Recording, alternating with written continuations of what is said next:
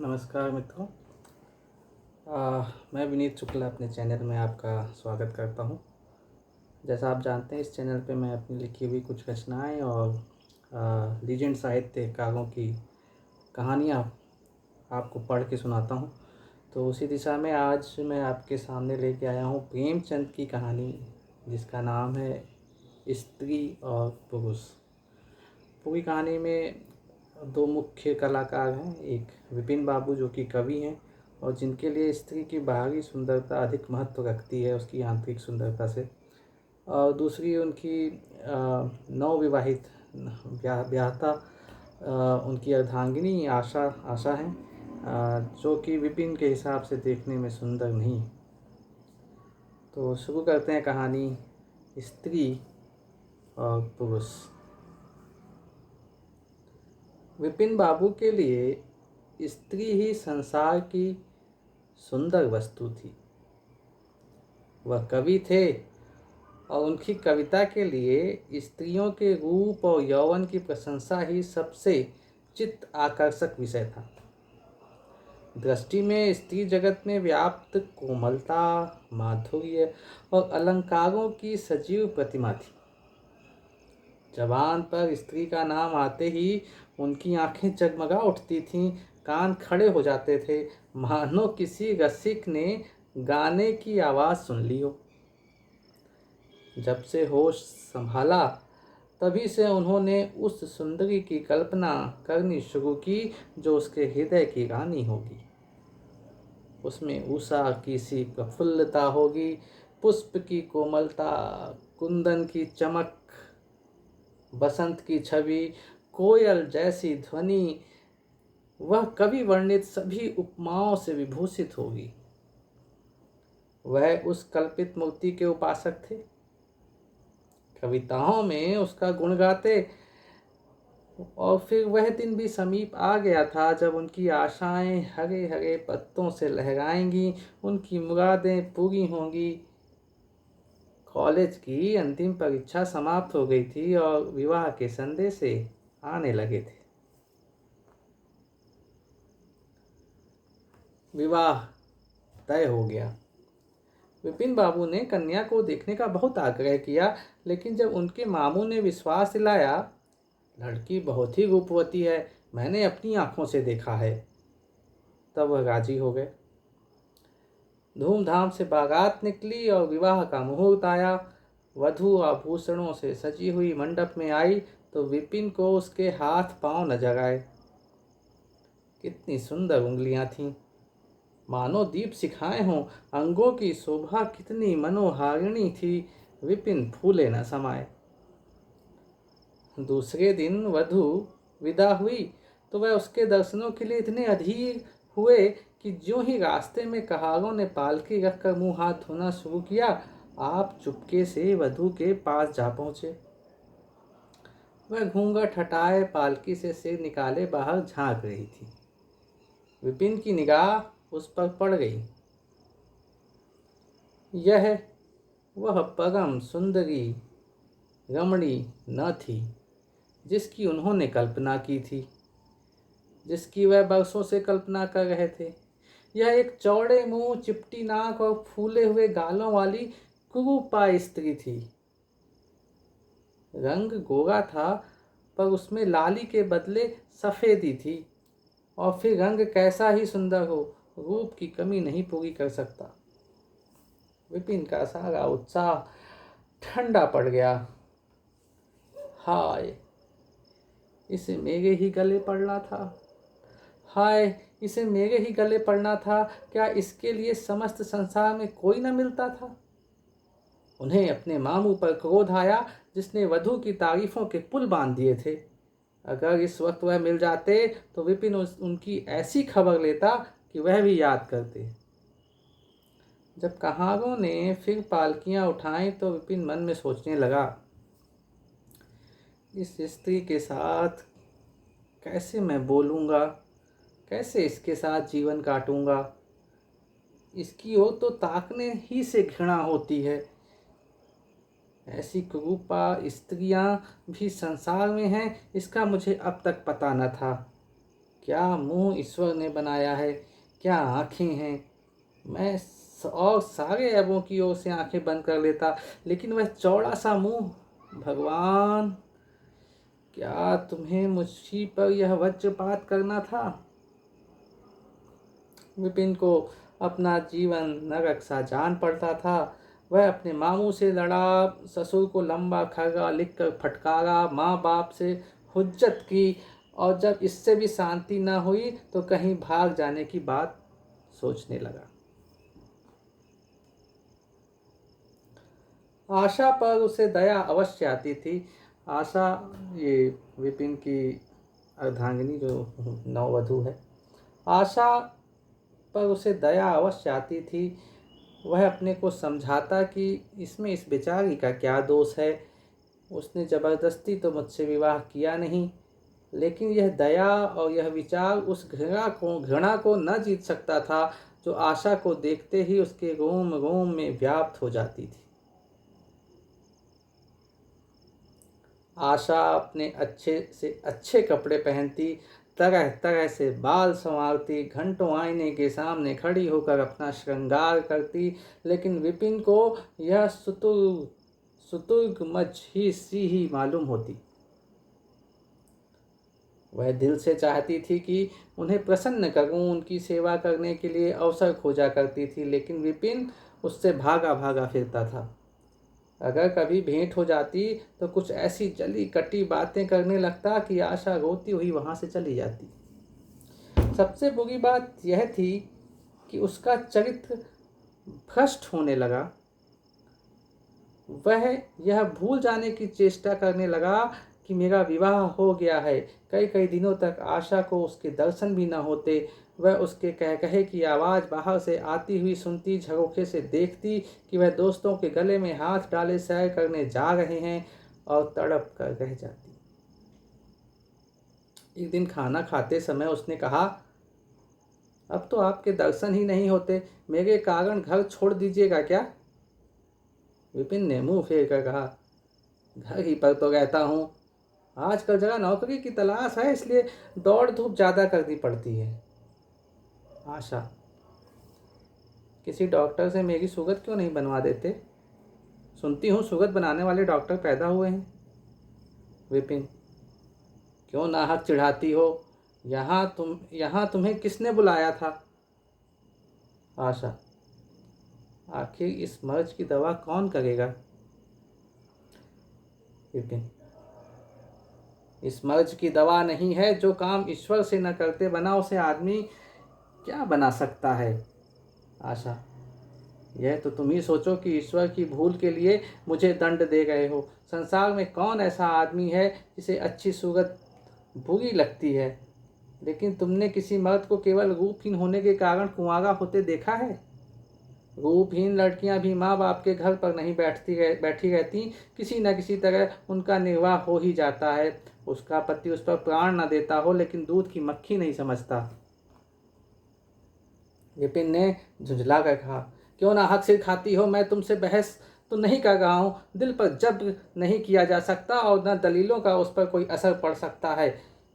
मैं तुम्हें कुछ कहता तो नहीं हूँ, फिर तुम क्यों मुझसे हुज्जत करती हो। आशा यह झिड़की सुनकर चली गई।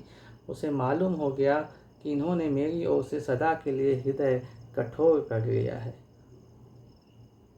विपिन तो रोज सैर सपाटे करते, कभी कभी रात को गायब रहते। इधर आशा चिंता और नैराश्य से घुलते घुलते बीमार पड़ गई, लेकिन विपिन भूल कर भी उसे देखने न आता। सेवा करना तो दूर रहा, इतना ही नहीं, वह दिल में मानता था कि वह मर जाती तो गला छूटता, अब की खूब देखभाल कर अपनी पसंद का विवाह करता। अब वह और भी खुल गया। पहले आशा से कुछ दबता था, कम से कम उसे यह धड़का लगा रहता कि कोई मेरी चाल ढाल पर निगाह रखने वाला भी है। अब वह धड़का छूट गया, कुवासनाओं में ऐसा लिप्त हो गया कि मर्दाने कमरे में ही जमघट होने लगी। लेकिन विषय भोग में धन ही का सर्वनाश नहीं होता, लेकिन विषय भोग में धन ही का सर्वनाश नहीं होता, इससे कहीं अधिक बुद्धि और बल का सर्वनाश होता है। विपिन का चेहरा पीला पड़ने लगा, देह भी क्षीण होने लगी, पसलियों की हड्डियां निकल आईं, आंखों के इर्द गिर्द गड्ढे पड़ गए। अब वह पहले से कहीं ज्यादा शौक करता, नित्य तेल लगाता, बाल बनाता, कपड़े बदलता, किंतु मुख पर कांति न थी। रंग रोगन से क्या हो सकता। एक दिन आशा बरामदे में चारपाई पर लेटी हुई थी। इधर हफ्तों से उसने विपिन को न देखा था। उन्हें देखने की इच्छा हुई। उसे भय था कि वह पास नहीं आएंगे, फिर भी वह मन को न रोक सकी। विपिन को बुला भेजा। विपिन को भी उस पर कुछ दया आ गई। आकर सामने खड़े हो गए। आशा ने उनके मुंह की ओर देखा तो चौंक पड़ी। वह इतने दुर्बल हो गए थे कि पहचानना मुश्किल था। बोली, तुम भी बीमार हो क्या? तुम तो मुझसे ज्यादा घुल गए हो। विपिन, जिंदगी में रखा ही क्या है जिसके लिए जीने की फिक्र करूं। आशा, जीने की फिक्र ना करने से कोई इतना दुबला नहीं हो जाता। तुम अपनी कोई दवा क्यों नहीं करते? यह कहकर उसने विपिन का दाहिना हाथ पकड़कर अपनी चारपाई पर बिठा लिया। विपिन ने भी हाथ छुड़ाने की चेष्टा न की। उनके स्वभाव से इस समय एक विचित्र नम्रता थी जो आशा ने कभी न देखी थी। बातों से भी निराशा टपकती थी। अक्खड़पन या क्रोध की गंध भी न थी। आशा को ऐसा मालूम हुआ कि उनकी आंखों में आंसू आंसू भरे हुए हैं। विपिन चारपाई पर बैठे हुए बोले, मेरी दवा अब मौत करेगी। मैं तुम्हें जलाने के लिए नहीं कहता। ईश्वर जानता है मैं तुम्हें चोट नहीं पहुंचाना चाहता। मैं अब ज़्यादा दिनों तक न जीऊँगा। मुझे किसी भयंकर रोग के लक्षण दिखाई दे गए हैं। डॉक्टर ने भी वही कहा है। मुझे इसका खेद है कि मेरे हाथों तुम्हें कष्ट पहुंचा, पर क्षमा करना।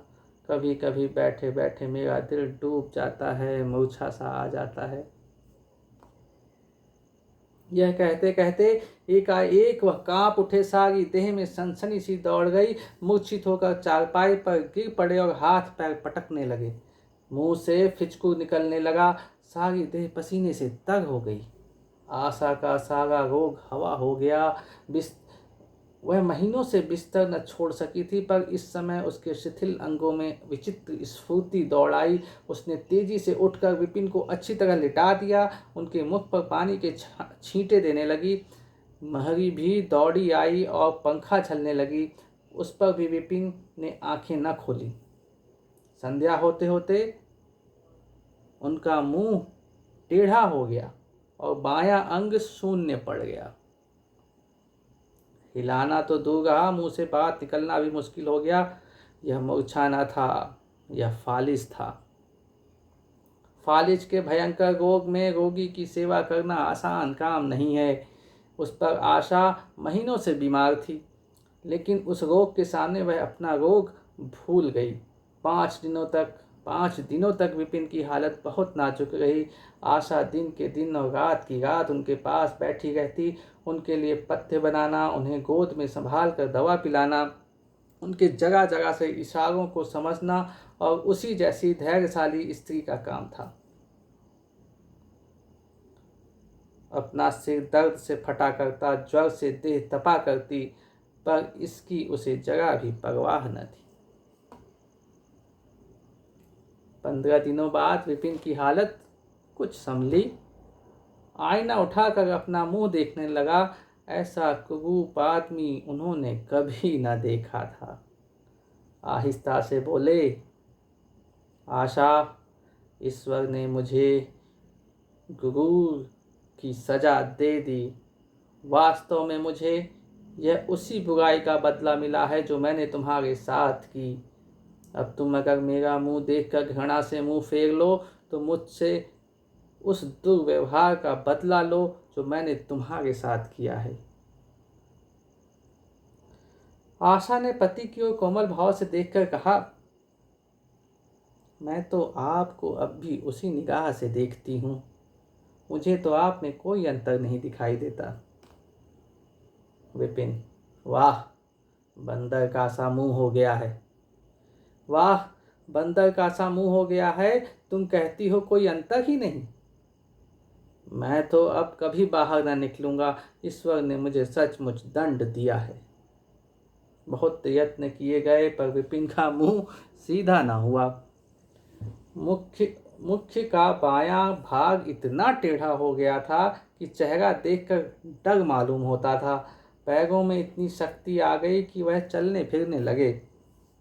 आशा ने पति की बीमारी में देवी की मनौती की थी। आज उसी की पूजा का उत्सव था। मोहल्ले की स्त्रियां बनाव श्रृंगार किए थीं, गाना बजाना हो रहा था। एक सहेली ने पूछा, क्यों आशा, अब तो तुम्हें उनका मुंह जरा भी अच्छा न लगता होगा। आशा ने गंभीर होकर कहा, मुझे तो पहले से कहीं ज़्यादा अच्छा लगता है। चलो, बातें बनाती हो। नहीं बहन, सच कहती हूँ, रूप के बदले मुझे उनकी आत्मा मिल गई, जो रूप से कहीं बढ़कर है। विपिन कमरे में बैठे हुए थे, कई मित्र जमा थे, ताश हो रहा था। कमरे में एक खिड़की थी जो आंगन में खुलती थी। इस वक्त वह बंद थी। एक मित्र ने उसे चुपके से खोल दिया और शीशे से झांक कर विपिन से कहा, आज तो तुम्हारे यहाँ परियों का अच्छा जमघट है। विपिन, बंद कर दो।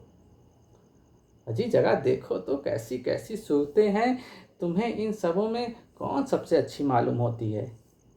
विपिन ने उड़ती हुई नजरों से देखकर कहा, मुझे तो वही सबसे अच्छी मालूम होती है जो थाल में फूल रख रही है। वह रही आपकी निगाह।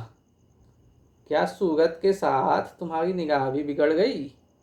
मुझे तो वह सबसे बदसूरत मालूम होती है, इसलिए कि तुम उसकी सूरत देखते हो और मैं उसकी आत्मा देखता हूँ। अच्छा, यही मिसेज विपिन हैं। जी हाँ, ये वही देवी है। ये वही देवी है। ये वही देवी। इसी के साथ ये कहानी समाप्त होती है। प्रेमचंद ने अच्छा लिखा, कैसे अंतरात्मा और बाहरी आकर्षण के बीच में हम अंतर नहीं कर पाते हैं, समझ नहीं पाते हैं, और बाहरी बाह्य आकर्षण को ही जो है अंतः आकर्षण, अंतः सुंदरता समझ बैठते हैं। अच्छा है, अच्छी कहानी लगी। आपको कैसा लगा मेरे पढ़ने का तरीका और कहानी? आप कमेंट करिए, शेयर कीजिए, अच्छा लगा हो सब्सक्राइब कीजिए मेरे चैनल को। Thank you so much for listening me from last 18 minutes। Thank you, thank you, thank you.